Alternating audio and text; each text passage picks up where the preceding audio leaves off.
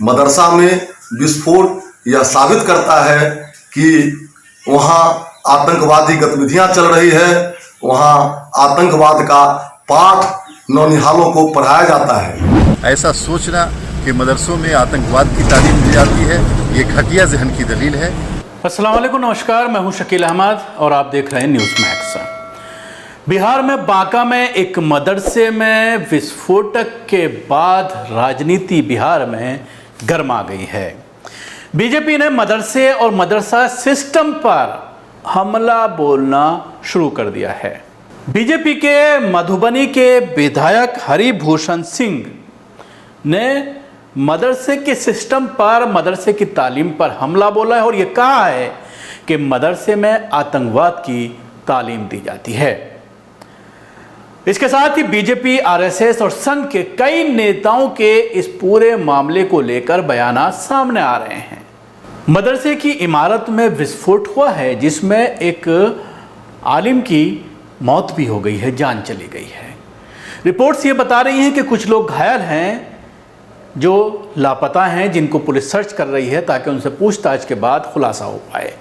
लेकिन जांच कंप्लीट होने से पहले ही जिस तरह के बयानात बीजेपी, आरएसएस और संघ के लीडरों के जरिए मदरसे के ऊपर, मदरसे की तालीम को लेकर, मदरसा सिस्टम को लेकर जो बयानात आ रहे हैं वो काफ़ी शर्मनाक हैं। इन बयानात को लेकर जेडीयू के एमएलसी डॉक्टर खालिद अनवर ने एमएलए को घेरा है और उन्होंने ये स्पष्ट करने की कोशिश की है कि मदारिस को निशाना ना बनाया जाए जब तक कि जांच पूरी ना हो जाए। पुलिस जांच कर रही है और जांच के बाद ही किसी नतीजे पर पहुंचा जा सकता है।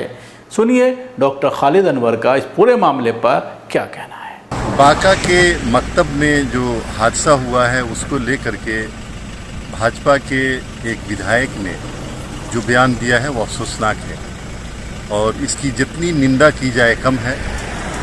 बिहार के मदरसे और मस्जिदों में इंसानियत को तालीम देने की काम होता है, इंसानियत को सजाने और संवारने का काम होता है और इस तरह का इल्ज़ाम लगा करके एक हादसे के ज़रिया इल्ज़ाम लगाना और मदरसे और मस्जिदों की जांच का मुतालबा करना अफसोसनाक है और मैं इसकी कड़ी मजम्मत करता हूँ।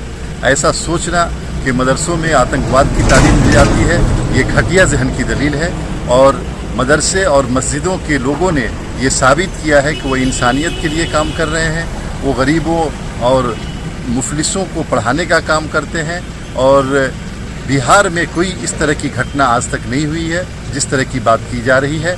मैं इस तरह के तमाम इल्ज़ामात की तरदीद करता हूँ और इस बात का मुतालबा करता हूँ कि ऐसे लोगों की बातों पर लोगों को ध्यान नहीं देना चाहिए। ये नीतीश कुमार की सरकार है बिहार में और बिहार में किसी किस्म की ज़्यादती किसी के खिलाफ बर्दाश्त नहीं की जाएगी।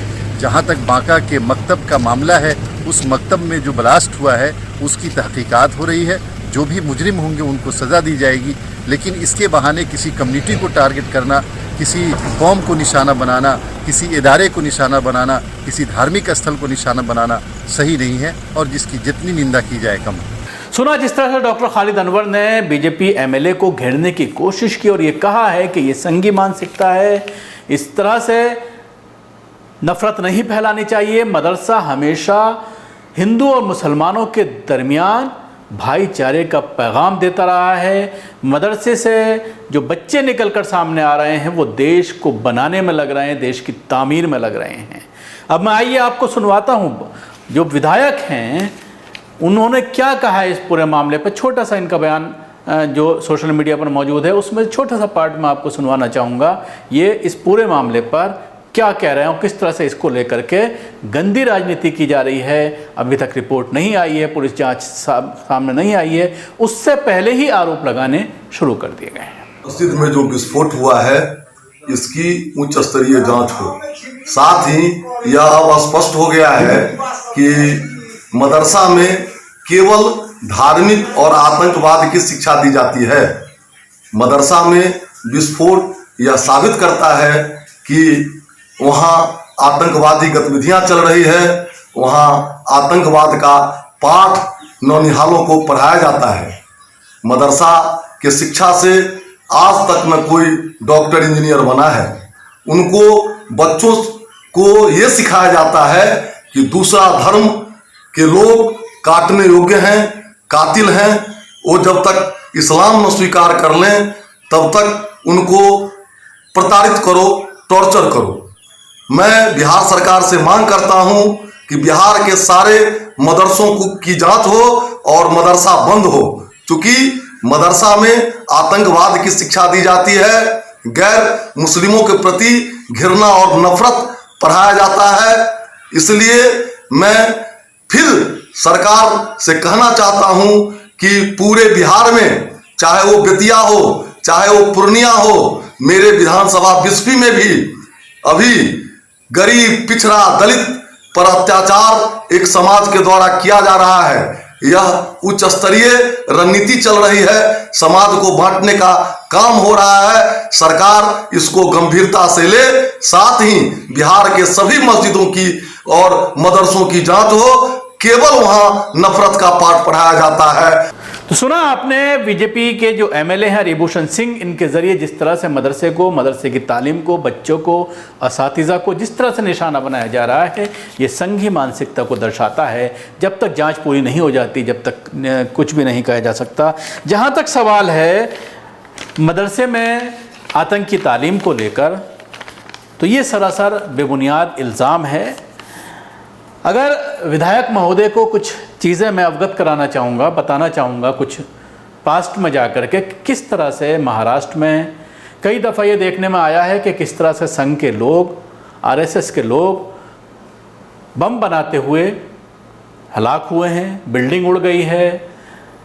इसके अलावा अजमेर ब्लास्ट, मक्का मस्जिद ब्लास्ट, ये सब जो सामने आए हैं, जिसमें आरएसएस का पूरी तरह से स्पष्ट तौर पर हाथ सामने आया है। एसआईटी जो जांच हुई थी शुरू में, जो मुंबई की जो एसआईटी टीम है उसने जो जांच की थी, उसमें स्पष्ट तौर पर सामने आया था कि किस तरह से इस पूरे हमले को, जो पाकिस्तान को जाने वाली ट्रेन, उसके अलावा मक्का मस्जिद हैदराबाद और अजमेर ब्लास्ट में आरएसएस और संघ के लोगों ने किस तरह से साजिश रची और उसके बाद मुसलमानों को ही गिरफ्तार किया गया। अब जिस तरह से इस पूरे मामले में क्लीन चिट दी जा रही है एक एक करके बीजेपी के जरिए। इसके अलावा कन्नौर में एक मामला सामने आया था 9 नवंबर 2017 को।